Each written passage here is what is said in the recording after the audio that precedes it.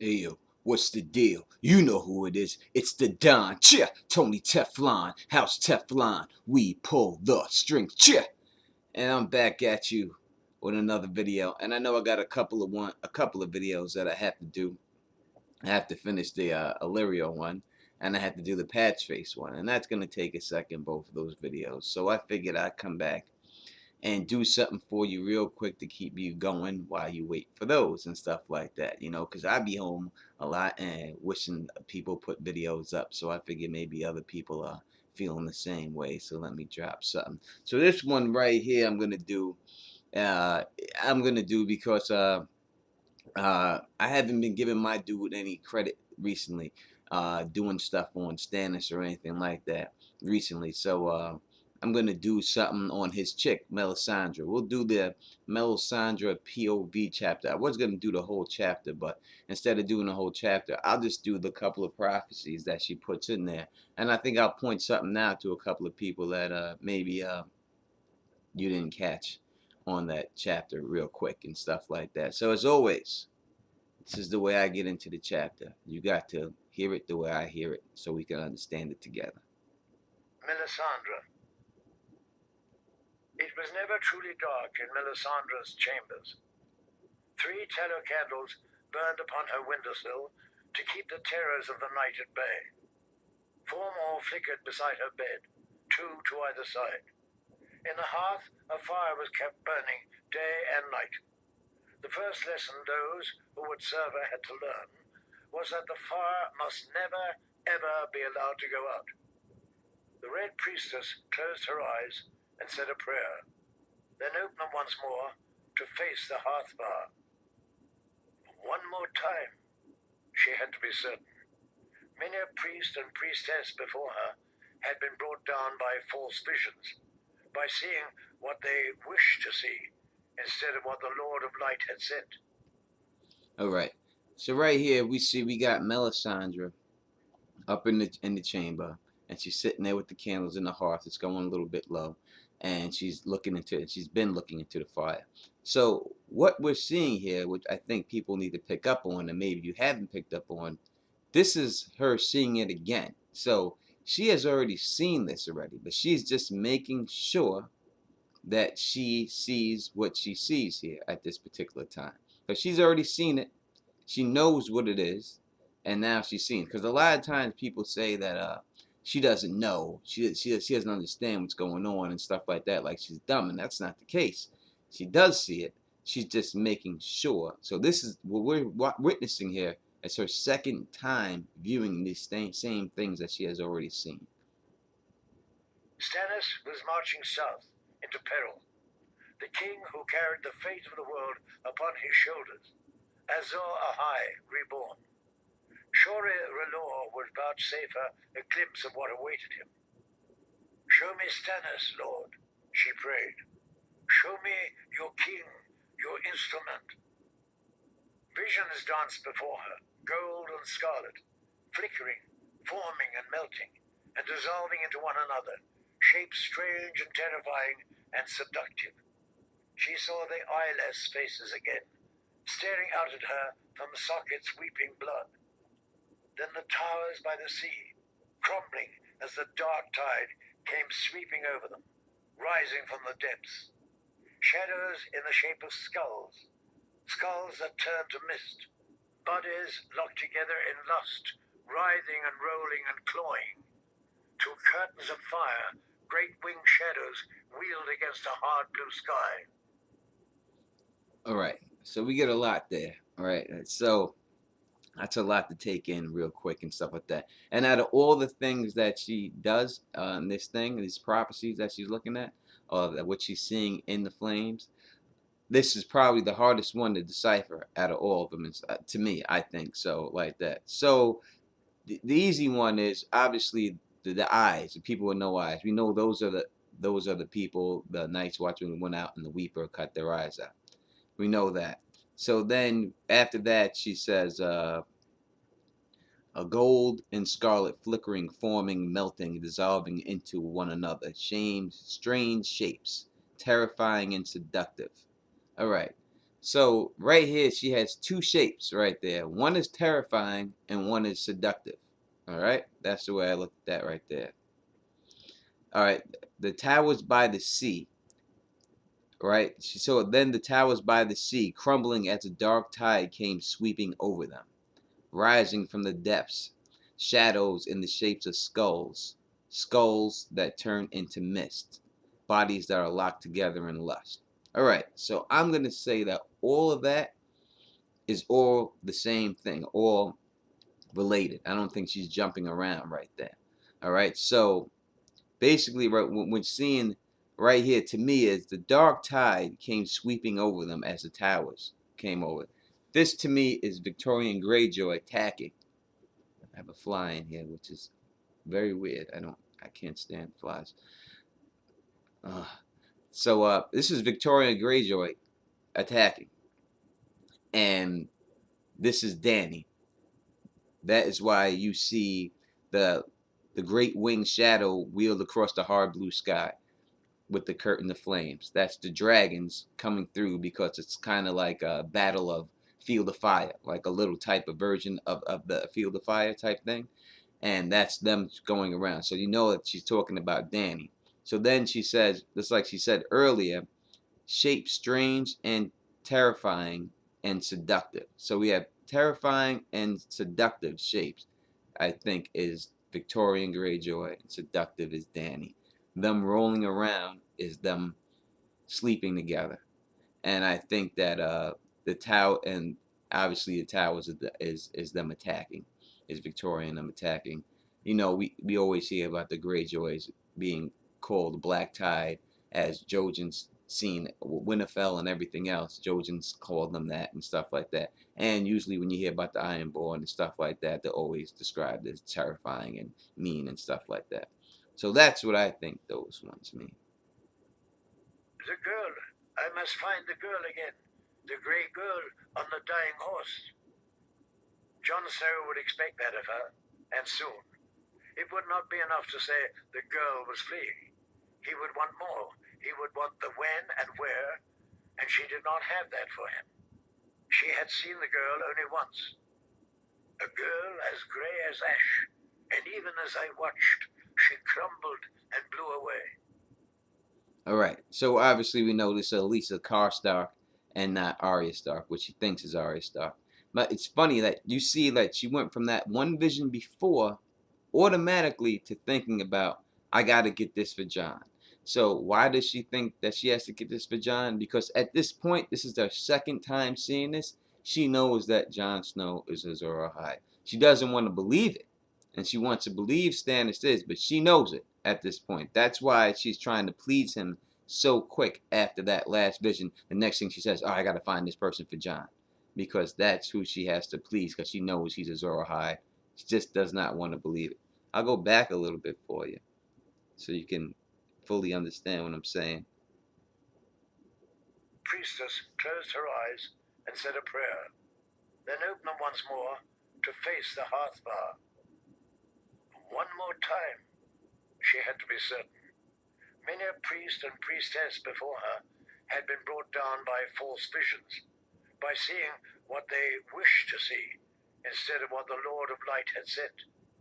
Stannis was marching south into peril, the king who carried the fate of the world upon his shoulders, Azor Ahai reborn. Surely R'hllor would vouchsafe her a glimpse of what awaited him. Show me Stannis, Lord, she prayed. Show me your king, your instrument. Visions danced before her, gold and scarlet, flickering, forming and melting, and dissolving into one another, shapes strange and terrifying and seductive. She saw the eyeless faces again, staring out at her from sockets weeping blood.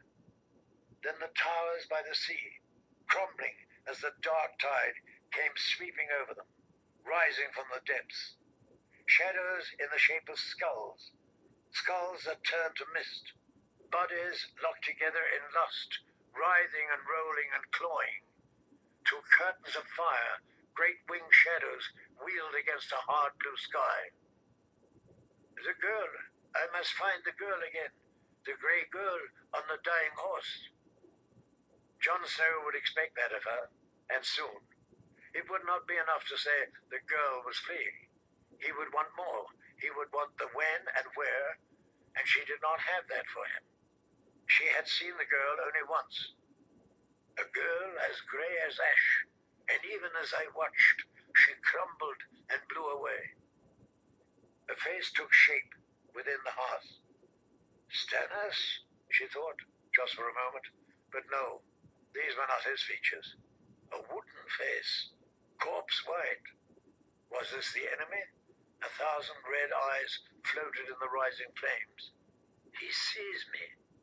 Beside him, a boy with a wolf's face threw back his head and howled. All right. So right here, this is very important. And this is fairly easy to decipher what's going on here and stuff like that. So now, as I said, she knows Jon Snow is Azor Ahai. That's why she's looking for the girl. She doesn't want to believe it. And then she sees a person that she thinks is Stannis. And she's like, oh my God, maybe Stannis is Azor Ahai. Maybe I'm wrong. I'm right, but I'm wrong. You know what I mean? Because she wants Stannis to be it, but she knows at this particular time that Jon is. But then it's not Stannis. This is obviously Bloodraven Brandon Rippers. He's there, and he's there with Bran Stark. Now, when she sees him, she says, is this the enemy? All right? And then she says, he sees me. All right? He sees me. Remember that. We're going to come back to that. If I could take it back just a second. She crumbled and blew away. A face took shape within the hearth.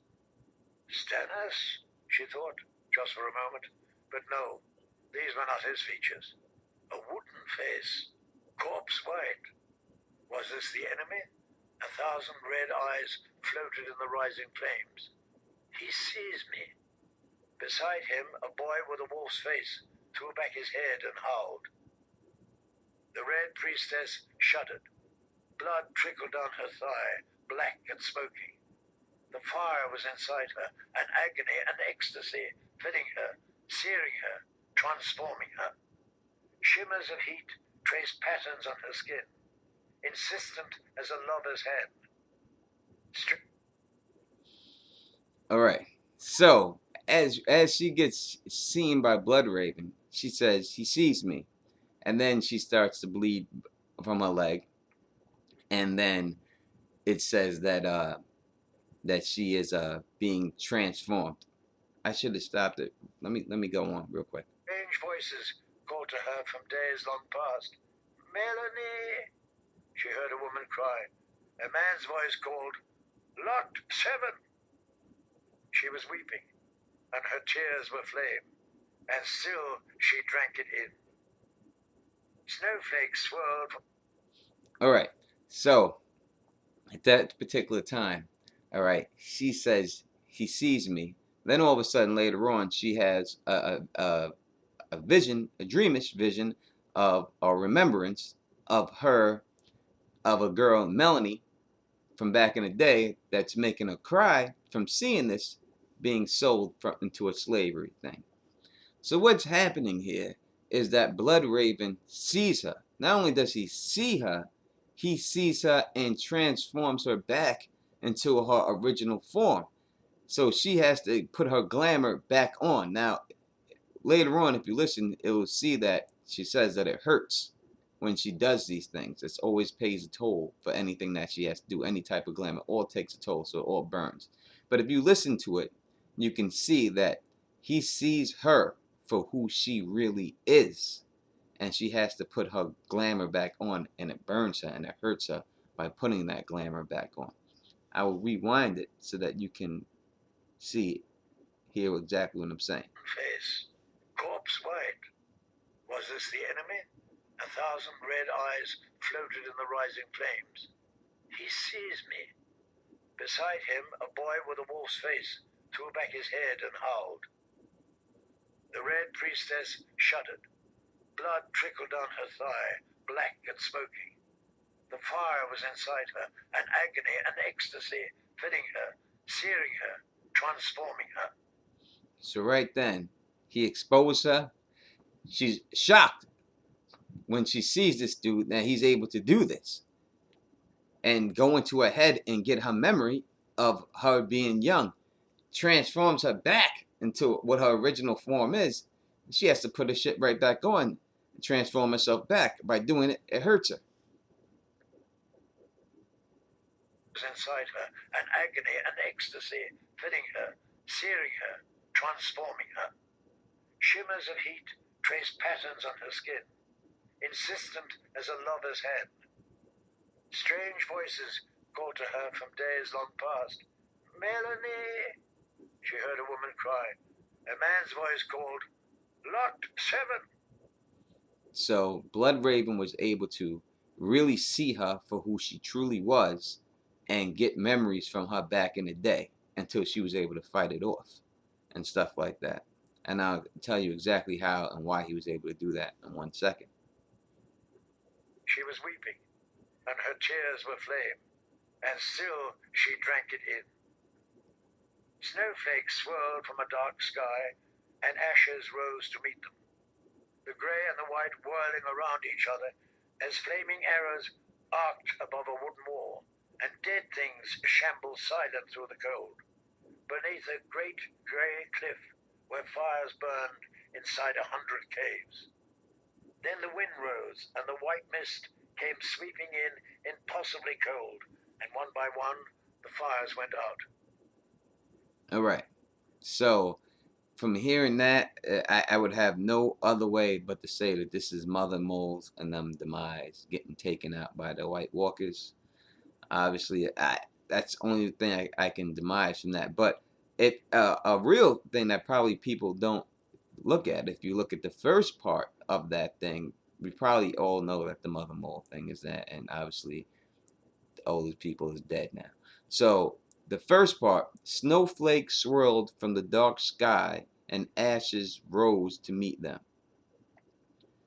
You could look at that, right, as something, as Jon Snow being risen from the ashes, dying and coming back to life right there. Snowflakes swirled from the dark sky and ashes rose to meet them. You could take it, if you can put the snowflakes as Jon Snow, you could see that easily being that, without a doubt. At least that's what I could see. Afterward, only the skulls remained. Death, thought Melisandre. The skulls are death. The flames crackled softly, and in their crackling she heard the whispered name, Jon Snow.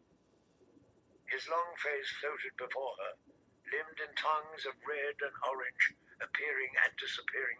Real quick, I just had a little debate before with one of my subscribers saying that the Flames do not talk, and obviously we hear right here the Flames do talk to her. But as I said before, that previous statement about Jon Snow, that could be a precursor to him being resurrection, rising from the ashes, right there.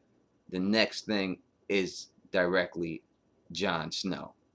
Now remember, the whole time, the thing that she's looking for when she first says it is she's looking for her king, Stannis. And then she says, R'hllor, show me your king. All right? So first she's looking for her king, which is Stannis. That's who she believes, who she wants it to believe, wants it to be. But he keeps showing her that it's Jon.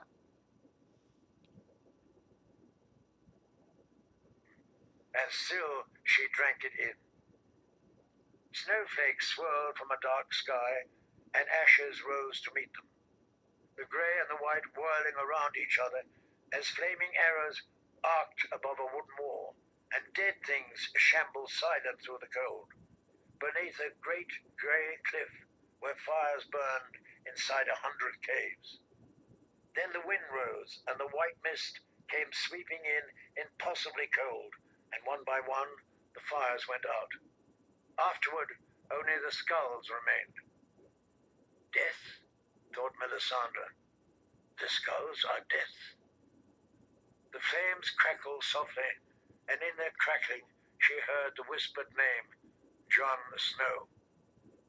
His long face floated before her, limned in tongues of red and orange, appearing and disappearing again.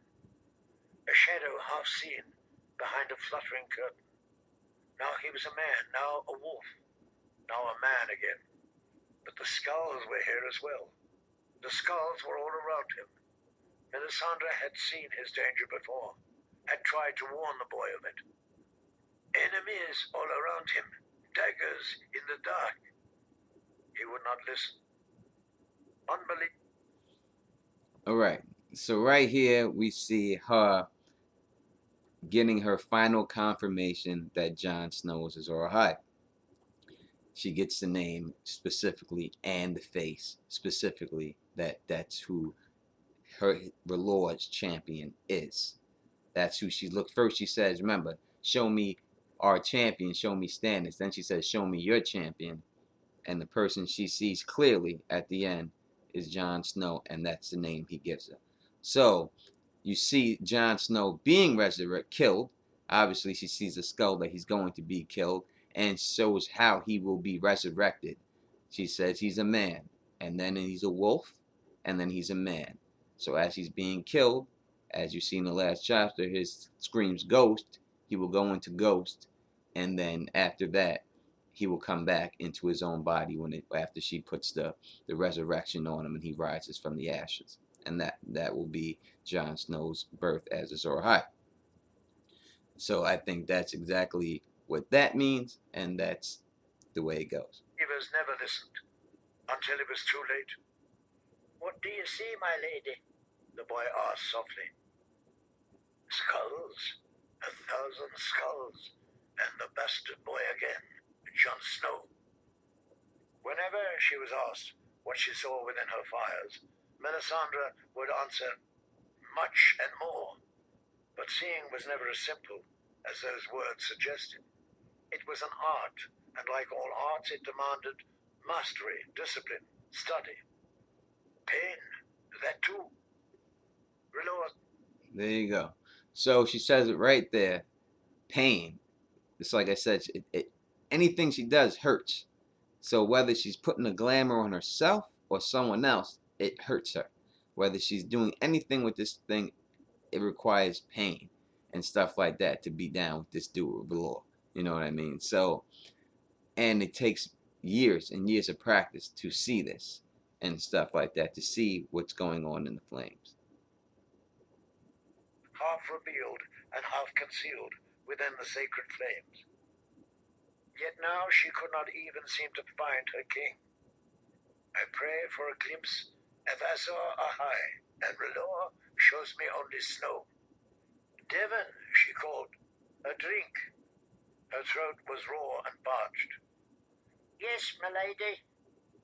The boy poured her a cup of water from the stone jug by the window and brought it to her. Thank you.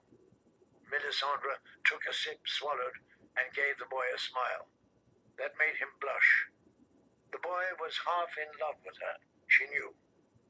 He fears me, he wants me, and he worships me. All the same, Devon was not pleased to be here.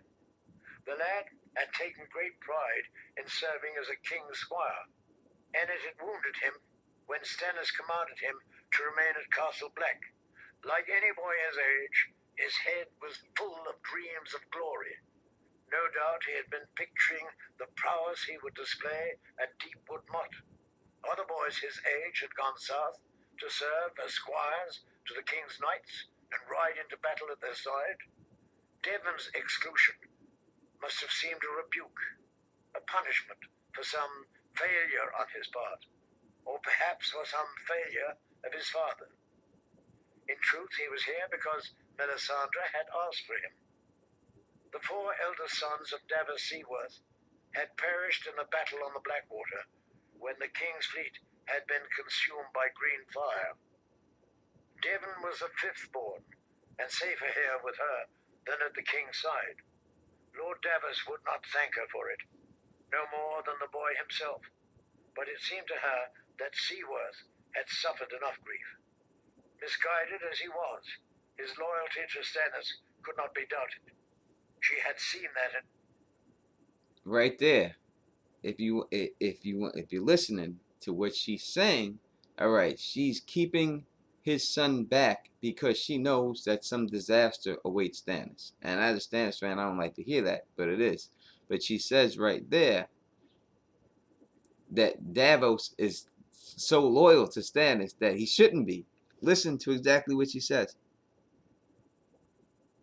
Must have seemed a rebuke, a punishment for some failure on his part, or perhaps for some failure of his father.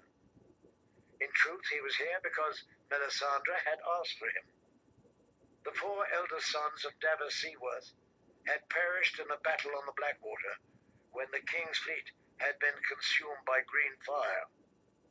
Devon was the 5th born, and safer here with her than at the king's side. Lord Davos would not thank her for it, no more than the boy himself, but it seemed to her that Seaworth had suffered enough grief. Misguided as he was, his loyalty to Stannis could not be doubted. Misguided as he was, his loyalty to Stannis could not be doubted. So right now, she has already switched sides and gone to Jon Snow's side right here. And she's saying that Davos is misguided for following Stannis. And that's what she's saying right there. And she's only referring to Stannis as the king now, not as Azor Ahai. She says the king, strictly. She had seen that in her flames. Devon was quick and smart and able too, which was more than could be said about most of her attendants. Stannis had left a dozen of his men behind to serve her when he marched south, but most of them were useless. His grace had need of every sword, so all he could spare were greybeards and cripples. One man had been blinded by a blow to his head in the battle by the wall. Another lamed when his falling horse crushed his legs. Her sergeant had lost an arm to a giant's club. 3 of her guard were geldings that Stannis had castrated for raping wildling women. She had 2 drunkards and a craven too. The last should have been hanged, as the king himself admitted, but he came from a noble family, and his father and brothers had been stalwart from the first.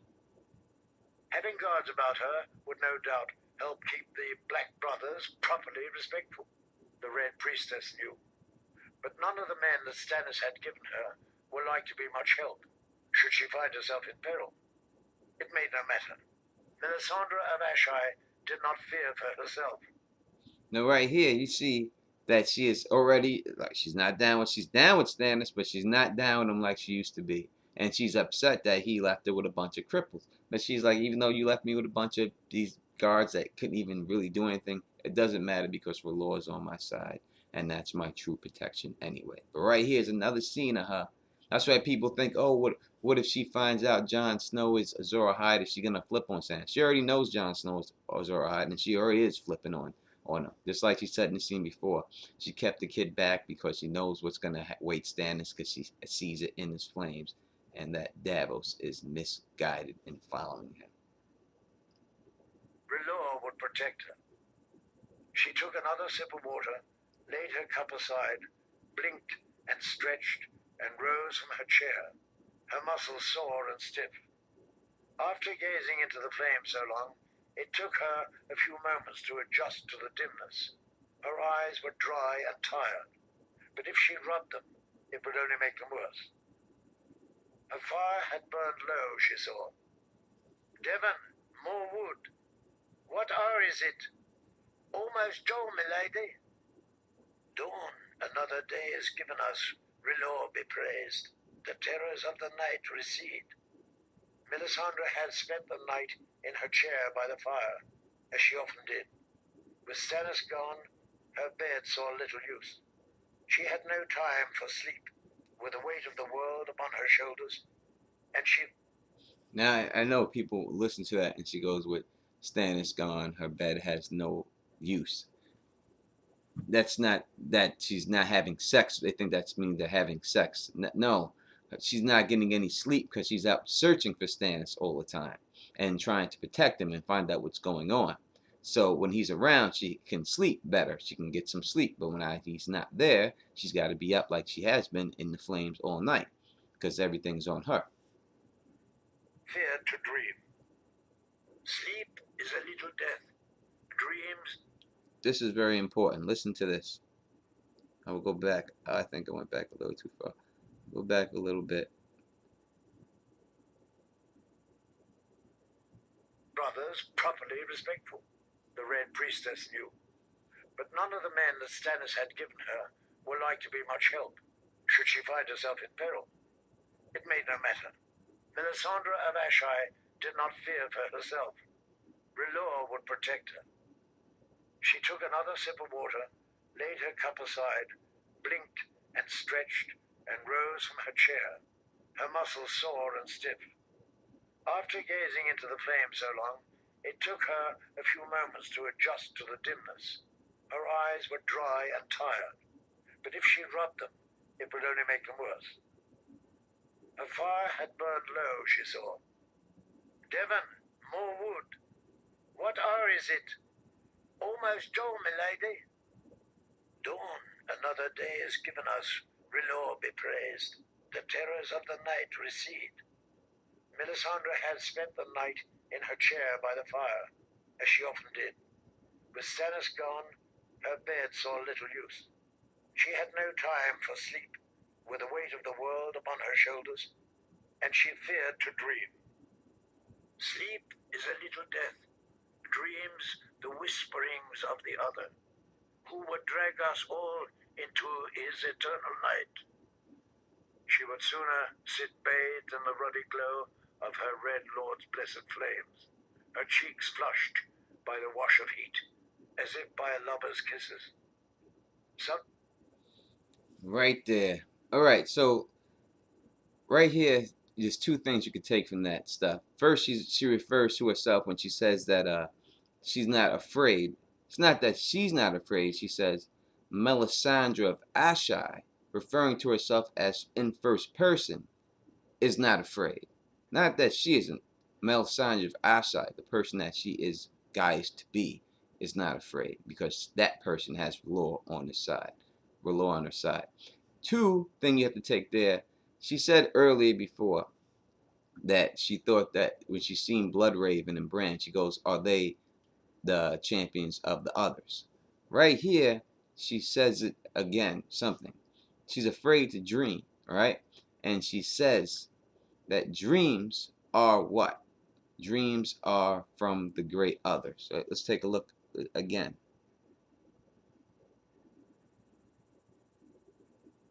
Sleep, with the weight of the world upon her shoulders, and she feared to dream. Sleep is a little death. Dreams, the whisperings of the other, who would drag us all into his eternal night. Dreams are the whisperings of the others. She does not want to sleep. When she almost fell asleep before, and she had to wake herself up, Bloodraven and Bran got in a braid and took her stuff and took a little information from her. She don't want to sleep because Bloodraven's in the dreams, who is a servant of the great other, as she just said. Servants of the great others, that is what dreams do. Bloodraven is the person in everybody's dreams. Bloodraven is a servant of the great other. That is what is being said right there. I don't know how many people caught that. Maybe people caught everything that I just said. But I'm not going to keep continuing because obviously this chapter is 41 minutes long and this is already going for 30 minutes and stuff like that. But let me play it back one more time a little bit just so you can hear exactly what I said. The terrors of the night recede. Melisandre had spent the night in her chair by the fire, as she often did. With Stannis gone, her bed saw little use. She had no time for sleep, with the weight of the world upon her shoulders, and she feared to dream. Sleep is a little death. Dreams, the whisperings of the other, who would drag us all into his eternal night. The whispering of the others is the dreams. And so everyone who's had those dreams with Bloodraven, he's the whispering of the other in people's dreams. He's working for the great other. I would love to do the rest of her chapter, but it's like I said, it's all right. It's like 20 more minutes. This is already half an hour long and stuff like that. And I'm gonna try to get this up. But if you want me to continue the chapter, I stopped at 10 minutes and 25 seconds. Let me know, and I can continue it. And I hope I've shed some light on this chapter, maybe. So the thing I think you should take from it is that when she's doing this, like I said, this is the second time. She already knows that Jon is Azor Ahai, and she has turned on Stannis already. And obviously from the comments that she has said, and she's preparing right now for Jon Snow to help Jon to make him Azor Ahai is what she's preparing for, and stuff like that. And that's what that end of that chapter leads to and stuff like that. But that's on her prep work right there, is to get him to become Azor Ahai and stuff like that, because she does believe that and stuff like that. And she says that Stannis awaits some peril, some dangerous stuff is gonna await him. Hopefully it's the stuff that it's the snowfall and stuff like that. But that's what she said. She said she's seen it in her flames. So that's that. You know what I mean? That's not good for my boy, but we see what it is. We see what happens and stuff like that. So, I got a bunch of new subscribers. It's crazy. You know what I mean? That I have so many, especially if you look at all my other videos and you hear me saying I have like 10 and I have 20 and I have 200 and now I'm over 500 and stuff like that.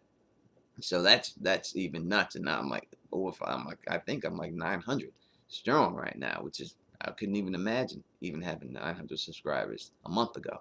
So that's not nuts. So please, thank you for everyone who has subscribed, and please keep spreading the word so we can keep getting more subscribers. Because the more subscribers we do, the more videos I put up, the more 1,000 view videos I get, the more videos I stick up. So if you want me to keep going on the Melisandre, we'll keep going on it. I'll mark this down as part 1. And if people want part 2, you let me know, because we can go through it. And I hope that I did shed a little light on this so far, what's going on within the first 10 minutes of that chapter that maybe didn't you did not see and stuff like that. Ha ha! I said stuff like that and I caught myself saying it. Ha ha! That's phenomenal. So as always, I said thank you for subscribing. All right, and please subscribe and tell your friends, thumb up and like it and stuff like that. And I know there'll be those 2 people who I think just join me, just the thumbs down. And so I expect those 2 to thumbs down it too. It's all good, baby. I'm all about it. Whether, like I say, as long as people is talking about you, you somebody. You know what I mean? And as long as someone's taking the time to thumbs down it, that must mean I'm somebody, baby. And let's just keep this moving. So as always, it's the Don Cheer, Tony Teflon, House Teflon, Teflon 316. Cheer. We pull the strings. Peace. The people chant. And I'm out.